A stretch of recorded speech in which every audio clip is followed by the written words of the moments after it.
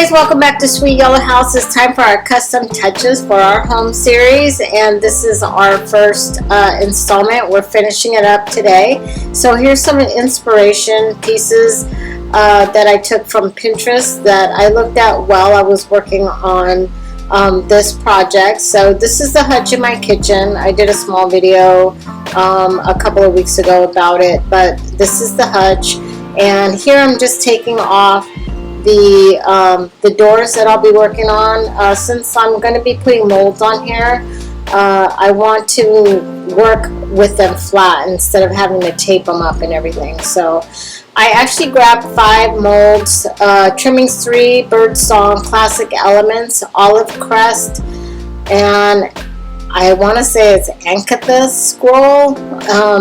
So I used elements from all 5 of those molds, and then I grabbed paperclay and my type bond. So here what I'm showing you is that I'm just kind of working out in my while I'm making molds and stuff, like what I want to do. Like trying to work out a design is probably the hardest part for me.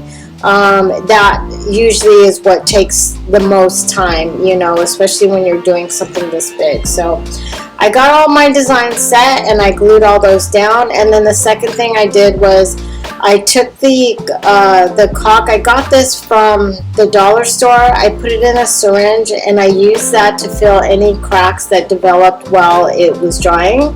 And here I'm showing you how I did that. I just used the syringe to get it in the cracks, and then I used a wet paintbrush to smooth that out. The reason that I really like this instead of filling it with glue like I normally do is because I wanted something thicker and that dried faster, and this fit the bill perfectly. I was really happy with how this worked for me, and it dried really quick, like within probably 10-15 minutes, and then I was able to paint over it. So after all of that was dry, I went over with my linen white and without anything in there, and then once that was dry, I mixed up some baking soda with the linen white, and I did about 3 coats just to get some really good texture and to fill in any little tiny fine cracks that I missed.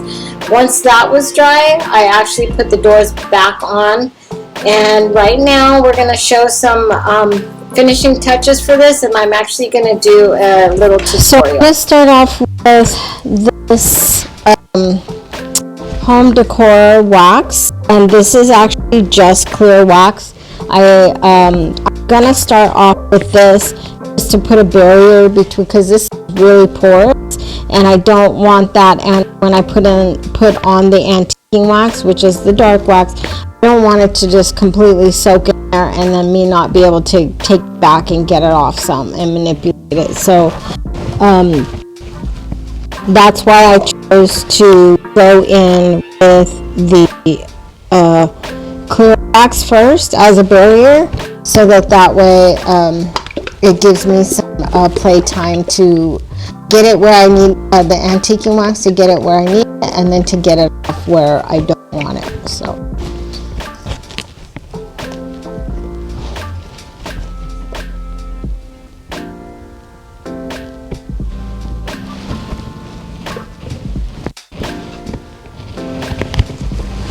and I'm just using this brush here. It's not a fancy wax brush at all. It's one of, like, I think I got it off Amazon. It's just, but it will allow me to kind of get into those crevices, and it's not a really hard brush like some of the wax brushes are. So I'm just gonna put it on and kind of go make sure that I'm getting in there. I'm not pushing hard. I'm just, the hardest part about this right here is just because you can't see where you're getting it, so you just got to kind of be mindful of paying attention to where you're actually putting it, and just making sure that you're covering those molds up really well.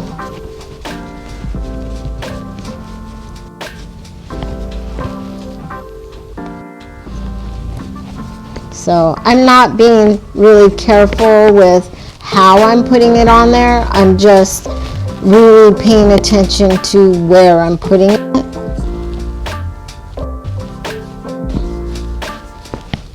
But I'm not going for perfection here, so I'm not going to die if I miss a spot, because I want it to look antique. If I wanted it to be perfect, I wouldn't had put so much texture into it. I would have definitely made it, you know, more perfect in the finishing texture of it.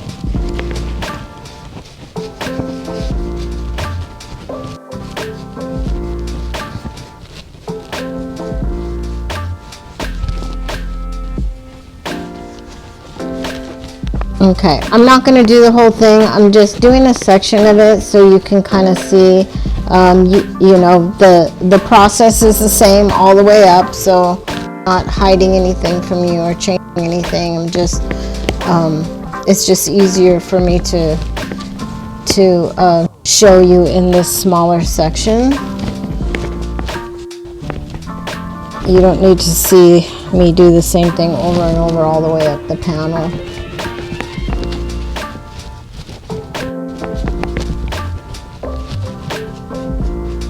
Okay, I think I got everything pretty covered here.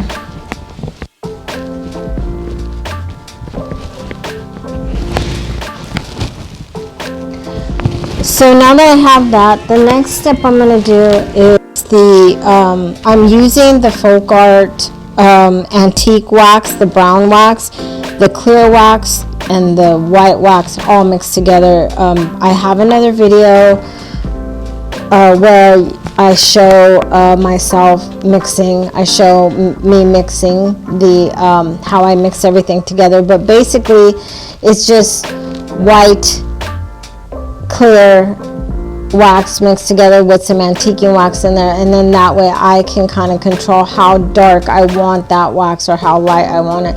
When you get the antiquing wax right from the container, it's pretty dark, and I don't always want something that dark. Sometimes I just want to antique something super lightly just to kind of bring details out, not to like really make it super old. The reason that I don't want this super antique is because the rest of the cabinet, not that it's new, but it doesn't have that brown antiquing all through it. It's white, it's painted white, and so I didn't want it to look very odd with these being super dark and antiqued and everything else being, you know, white, stark white. I think it would just be too much of a contrast. So I may decide to change later. That's the great thing about this kind of stuff, is that you can always, you know, change your mind. I may go in, I do want to paint my kitchen more of like a Tuscan mustardy yellow, and I want to do some texture on the wall to make it look more like plaster. That's my idea. I'm not sure if I'll execute that, but I do want to paint it. So once I paint the kitchen, I may want to paint this different color, maybe more of a cream, not so much of a stark white. I don't like a whole lot of white, only because my house, you know, as you know, we have a lot of little hands. There's always handprints and chocolate spots everywhere from the kids and stuff like that, and I don't have a lot of white furniture. So this goes okay in here because I have some paneling, and it's real wood paneling in my kitchen, so it just kind of works off of that. But I may decide to paint it. I'm not sure what color I would paint it, because white just looks very like it's supposed to be. So I don't know what the future holds for me and this hutch. So this is what that looks like, and like I said, it's a combination of clear white and antique colors. So I've used it plenty of times on a bunch of other projects, and like I said, I really like it because I'm able to kind of control what I can put there and what how dark I want it or how light I want it. If I just want a touch of hint of it and stuff, I can manipulate it better when I'm not just going full on. So I just start off kind of like this. I do kind of keep my clear with me, and at any point if I think it's getting too crazy, or like if I feel like I've missed a spot, I'll keep the clear, and then that way I'm not putting it on like full force. I'm just kind of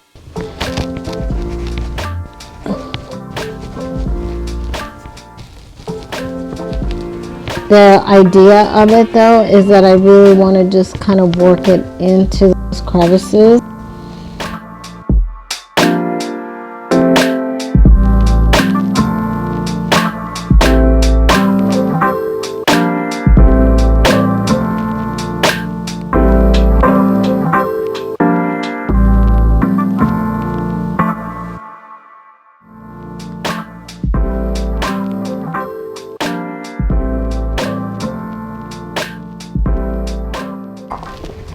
The paper towels, it's easier to kind of get in there with a really soft wet paper towel, so I just wet it and then I kind of squeeze it out, and then I just use that. You see how it just kind of takes it back, and like I said, I'm just doing a really light antiquing.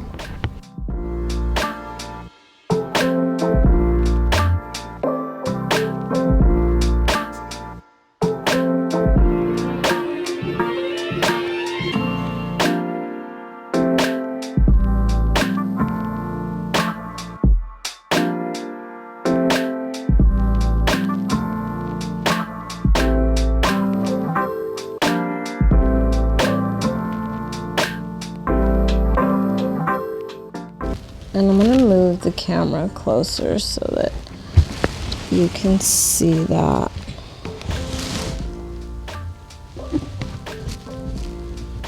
So, and you can put on or take off as much as you want.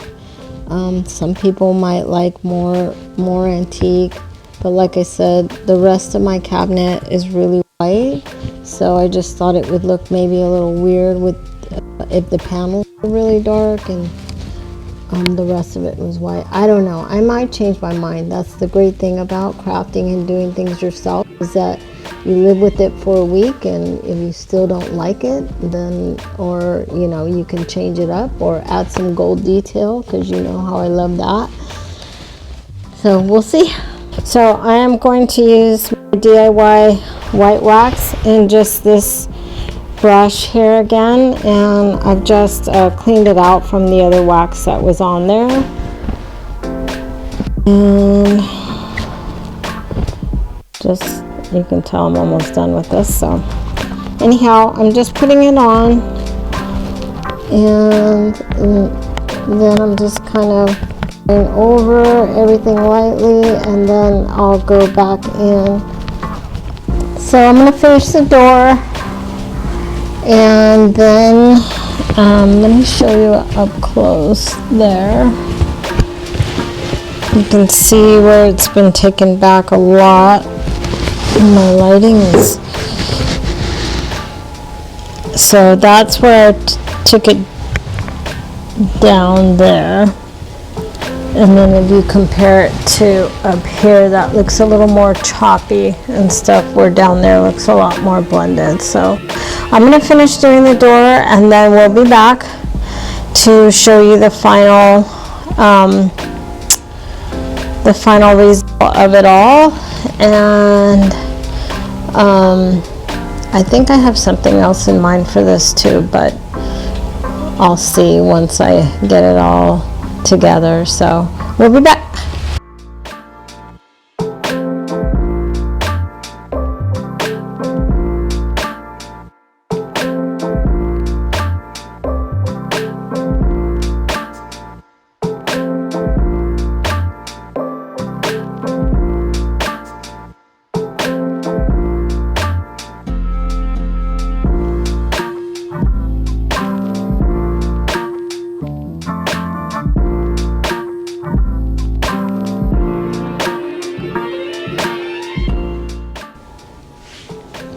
Okay, so I ended up changing the knobs on here,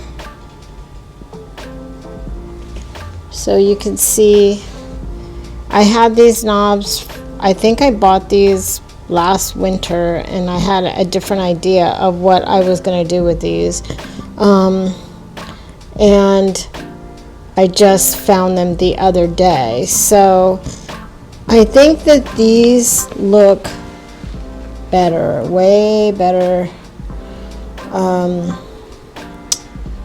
because I felt like the other knobs were a little wimpy for this, and I think since these have the back plate on them and they actually match the hinges better, and then of course I have the cut pulls down here that they match with exactly, it looks like. So I definitely think that is a better choice, and I think it looks great overall.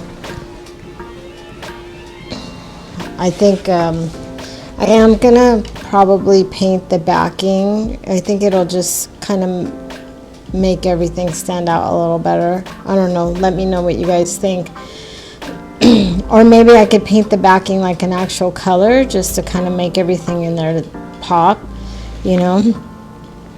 So give me your opinion on that. I could use, sometimes I have these ideas and they look a certain way in my head, but then sometimes I'm indecisive and it just takes me forever to do something, because I'm one of those that I hate to do something and then I'm like halfway through it, I'm like, no, I don't like it, and I'm not sure exactly. I just kind of get pooped out, and then I got to go back to it later. So let me know what you guys think, if I should paint it just white or leave it, or maybe even a color. So so that's my Tuesday custom home video. This is my first episode in this. I will have a different the second episode will be starting next week, and that's going to be a little short one. It's a small thing, but I think it adds a lot, and I did it in my other house and I just loved it and loved it and loved it, so, and used it all year round. Although my initial reasoning for doing it was for the holidays and stuff, but I actually ended up using it all year round. So but this is it. If you guys haven't subscribed, please do. It helps me out. I am so blessed to have subscribers coming on daily, and just realizing that I'm around, I guess, and liking what I do, and I appreciate that. So if you guys know anybody that is into the things that I do and the videos and the content and all that I put up, please let me know, or pass me along, pass my information, share my videos and all of that, and I would really just appreciate that. So I hope you like it. I hope you like the changes I made, and I think that I'm happy with this. I'm definitely going to take, I think, the doors down again and the hinges, and just clean the hinges and give this a really good scrubbing.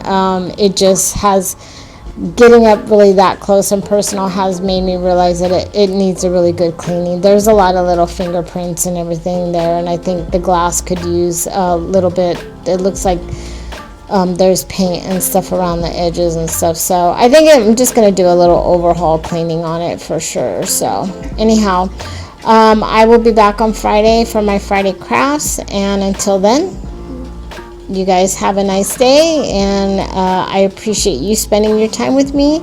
And there's Mr. Snoopers. Have a good one, guys.